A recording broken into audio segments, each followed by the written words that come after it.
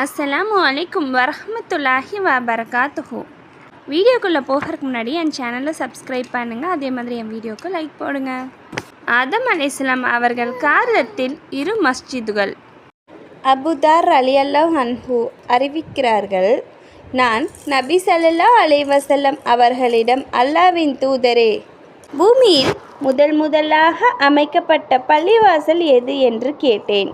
அவர்கள், அல் மஸ்ஜிதுல் ஹராம், மக்கா நகரில் உள்ள புனித காபா அமைந்திருக்கும் இறை இல்லம் என்று பதிலளித்தார்கள். பிறகு எது என்று கேட்டேன்.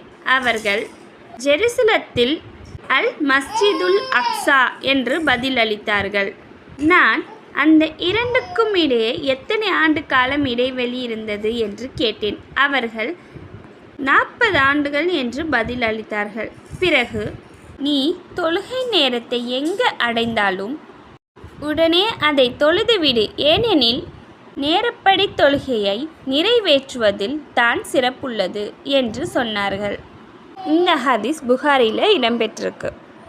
ஆக, மக்காவில் உள்ள அல் மஸ்ஜிதுல் ஹராம் என்னும் காபாவும், ஜெருசலத்தில் உள்ள அல் மஸ்ஜிதுல் அக்ஸா என புனித பள்ளியும் ஆதம் அலைஹிஸ்ஸலாம் அவர்கள் வாழும் காலத்திலேயே கட்டப்பட்டவையாகும். பின்னர் 40 ஆண்டுகள் கழித்து அவரோ அவருடைய மக்களோ ஜெருசலத்தில் இருக்கும் அல் மஸ்ஜிதுல் அக்ஸாவை ஆரம்பமாக கட்டினார்கள். நபிகளாரும் ஆதமும் சந்தித்த நிகழ்ச்சி. நபி ஸல்லல்லாஹு அலைஹி வஸல்லம் அவர்கள் மெஹ்ராஜ் பயணத்தின் போது ஆதம் அலைஹிஸ்ஸலாம் அவர்களை சந்தித்தார்கள். அவர்களின் சந்திப்பில் இருவரும் உரையாடி கொண்டார்கள். ஆதம் அலைஹிஸ்ஸலாம் நபி அலைஹிஸ்ஸலாம் அவர்களை நல்ல மகன் என்ற பாசம் பொழிந்து வரவேற்றார்கள். இது குறித்து அல்லாஹ்வின் தூதர் ஸல்லல்லாஹு அலைஹி வஸல்லம் அவர்கள் கூறினார்கள், நான் மக்காவில் இருந்தபோது என்னுடைய வீட்டு முகடு திறக்கப்பட்டது.